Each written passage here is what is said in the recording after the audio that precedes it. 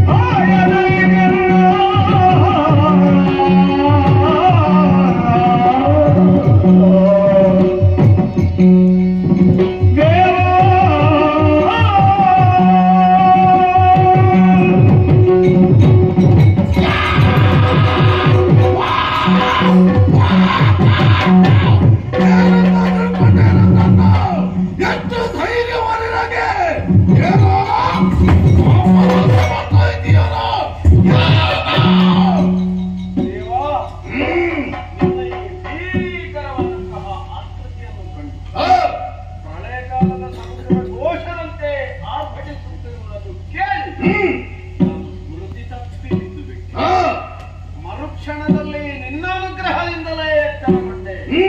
ನೋಡುತ್ತಾ ಇದ್ದೇನೆ, ನನ್ನ ಅಂತರಂಗದಲ್ಲಿ ಆರಾಧಿಸುತ್ತಿದ್ದಂತಹ ಸ್ವಾಮಿ ವೀರಭದ್ರ ಕಣ್ಣ ಮುಂಭಾಗದಲ್ಲಿ ಸಾಕ್ಷಾತ್ಕಾರಗೊಂಡಿದ್ದೀಯ ತಂದೆ. ದೇವನಲ್ಲಿದ್ದರೆ ಹೊರಡು ಪುನರಹುದು, ಬರಡು ಅಯನಹುದು, ಮೂಕಂ ಕರೋತಿ ಬಂಧುಂ ಲಂಘಯತೆ ಎನ್ನುವ ಮಾತು ಸ್ಪಷ್ಟವಾಯಿತು. ದೇವರು ಉಳಿದಿರುತ್ತಾದ್ರೆ ಕಟ್ಟಿಗೆಯ ತುಂಡಾದರೂ ಚಿಗುರೊಡೆದೀತು, ಗೊಡ್ಡು ಆಕಡಾದರೂ ಕರು ಹಾಕಿ ತಂತಿತ್ತು, ಬಾಯಿ ಬಾರದೆ ಇದ್ದಂತಹ ಮೂಕನಾದರೂ ಮಾತನಾಡಬಲ್ಲನಂತೆ, ಕೈಕಾಲಿಲ್ಲದ ಕುಂಟನಾದರೂ ಪರ್ವತವನ್ನು ಏರಬಲ್ಲನಂತೆ.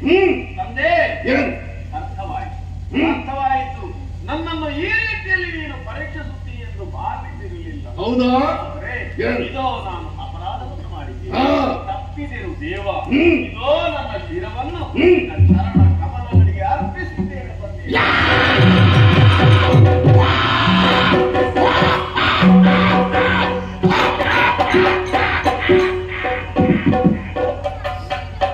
ಮಗನೇ ಅಡಕತ್ತಾಯ, ಹೆದರಿದೆಯ ಮಗನೇ?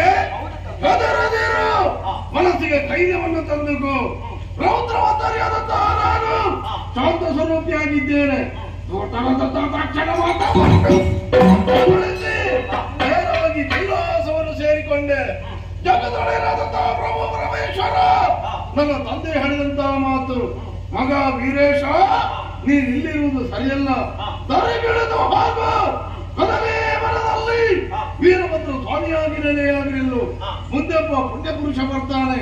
ಆತನಿಂದಲಾಗಿ ಪರಶುಧರ ದೃಷ್ಟಿಯಲ್ಲಿ ನಿನಗೊಂದು ಯೋಗ್ಯವಾದಂತಹ ನೆಲೆ ಅರ್ಪಿತವಾಗ್ತದೆ ಎಂಬುದಾಗಿ ಹೇಳಿದ್ರು. ಅಂದಿನಿಂದ ಮೊದಲುಗೊಂಡು ಅತ್ತ ಒಬ್ಬ ಗಣ್ಯ ವ್ಯಕ್ತಿ ಎಲ್ಲಿಂದ ಬರ್ತಾನೆ, ಯಾವಾಗ ಬರ್ತಾನೆ ಎನ್ನುವುದನ್ನು ನಿರೀಕ್ಷೆಯಲ್ಲಿದ್ದೆ. ಒಂದೆಯ ಕಂದ, ನಿನ್ನ ಮಾತನ್ನು ಕೇಳಿ ಮನಸ್ಸಿಗೆ ಸಂತೋಷವಾಯಿತು. ಆಯಿತು. ಈಗ ಹೇಳ್ತಾ ಇದ್ದೇನೆ, ನಿನ್ನ ಮನದ ಬಯಕೆ ಏನುಂಟೋ ಕೇಳಿಕೋ, ನಡೆಸಿಕೊಡುವವರಿದ್ದೇನೆ.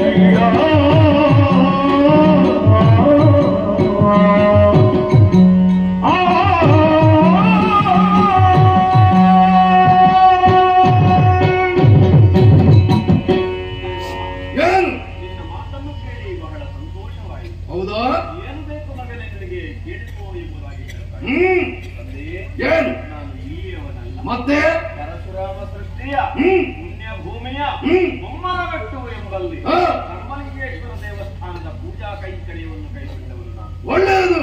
ಅಡಕತ್ತಾಯನದೇ ನನ್ನನ್ನು ಕರೆಯುತ್ತಾರೆ. ಹೌದಾ? ಆ ನಾಡಿನ ಪದ್ಧತಿ ಒಂದಿತ್ತು. ಏನು? ಪ್ರತಿದಿನವೂ ಮಧ್ಯಾಹ್ನದ ಪೂಜೆಯನ್ನು ಮಾಡಿ ಮುಗಿಸಿದ ಬಳಿಕ ತೀರ್ಥ ಪ್ರಸಾದವನ್ನು ಆ ನಾಡನ್ನಾಡುವ ಅರಸನಿಗೆ ನಾನು ಕೊಟ್ಟು ಹೋಗಿ ಕೊಡಬೇಕು. ಓಹೋ. ಆ ತೀರ್ಥ ಪ್ರಸಾದವನ್ನು ಸ್ವೀಕರಿಸಿದ ಬಳಿಕವೇ ಅರಸನು ಆಹಾರವನ್ನು ಭುಂಜಿಸುವುದು. ಒಂದು ದಿವಸ ಅನಿವಾರ್ಯವಾಗಿ ಕೊಂಚ ತಡವಾಗಿ ಹೋಯಿತು. ವಿಳಂಬವಾಯಿತೆ. ಹೌದು ದೇವ. ಪರಿಣಾಮ ಸಿದ್ಧಗೊಂಡಂತಹ ಅರಸ ಬಾಯಿಗೆ ಬಂದಂತೆ ಬೈದು ನಿಂದಿಸಿದ. ಕಡೆಗೆ ಎಲ್ಲವನ್ನು ತಾಳ್ಮೆಯಿಂದ ಸಹಿಸಿಕೊಂಡೆ. ಸರಿ. ಕೊನೆಗೆ ನನ್ನ ಹೆಗಲ ಮೇಲಿದ್ದಂತಹ ಜನಿವಾರ ತಪ್ಪಿದ್ದಾನೆ.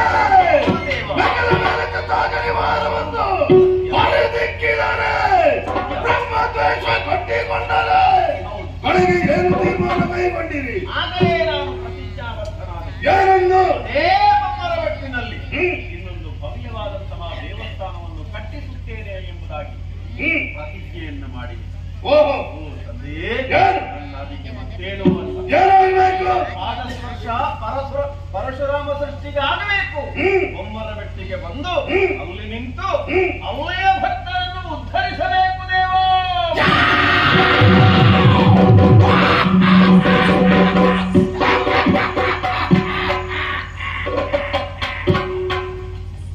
ಮಗನೇ ಅಡಕತ್ತಾಯ, ನನ್ನನ್ನು ಕರ್ಕೊಂಡು ಹೋಗ್ಬೇಕು, ಪ್ರತಿಷ್ಠಾಪನೆ ಮಾಡಬೇಕು, ಪೂಜಿಸಬೇಕೆನ್ನುತ್ತ ಸಂಕಲ್ಪವನ್ನು ಮಾಡಿ ಇಲ್ಲಿವರೆಗೆ ಬಂದೆಯೋ.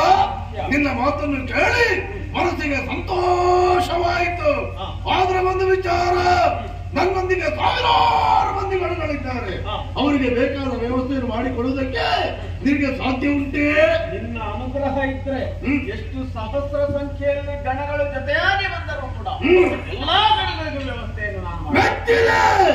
ಆದರೆ ನಾನು ಇಷ್ಟರವರೆಗೆ ನೆಲೆಯಾಗಿ ನಿಂತ ಈ ಕ್ಷೇತ್ರ ಯಾವತ್ತೂ ಮರೆಯಬಾರದು ತಾನೆ. ಈ ನಾಡಿನ ಜನತೆ ಬಾಳೆಯ ಬೆಳೆಯಲ್ಲಿ ಒಂದಿನ ಫಲವನ್ನು ಕಾಣುತ್ತಾ ಸಂತೋಷ ಪಡ್ತಾ ಇದ್ರು. ಹಾಗಾಗಿ ಈ ಕ್ಷೇತ್ರಕ್ಕೆ ಇನ್ನು ಮುಂದೆ ಬಾಳೆ ಹೊನ್ನೂರು ಎನ್ನುತ್ತ ಹೆಸರು ಪ್ರತೀತಿಯಾಗಲಿ. ಅಷ್ಟೇ ಅಲ್ಲ, ನಿನ್ನನ್ನು ಕಂಡ ಕ್ಷಣದಲ್ಲಿ ಹಾಗಾಗಿ ಈ ಕ್ಷೇತ್ರಕ್ಕೆ ಇನ್ನು ಮುಂದೆ ಕೊಪ್ಪ ಎನ್ನುತ್ತ ಹೆಸರು ಪ್ರತೀತಿಯಾಗಲಿ. ನಿನ್ನೊಂದಿಗೆ ನಾನು ಬರ್ತೇನೆ. ನನ್ನನ್ನು ಅನುಸರಿಸಿ ಸಾವಿರಾರು ಮಂದಿ ಗಣಗಳು ಬರ್ತಾರೆ.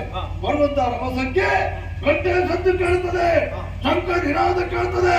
ಇದು ಎಲ್ಲಿಂದ ಬಂತು, ಹೇಗೆ ಬಂತು ಎಂಬುದಾಗಿ ತಪ್ಪಿಯು ಹಿಂದೆ ತಿರುಗಿ ನೋಡಬೇಡ. ಒಂದು ವೇಳೆ ನೀನು ಹಿಂದೆ ತಿರುಗಿ ನೋಡಿದೆ ಎಂದಾದ್ರೆ ವೀರಭದ್ರ ಸ್ವಾಮಿ ಅಲ್ಲಿಗೆ ಇರ್ತಾನೆ. ಎಚ್ಚರಿಕೆ.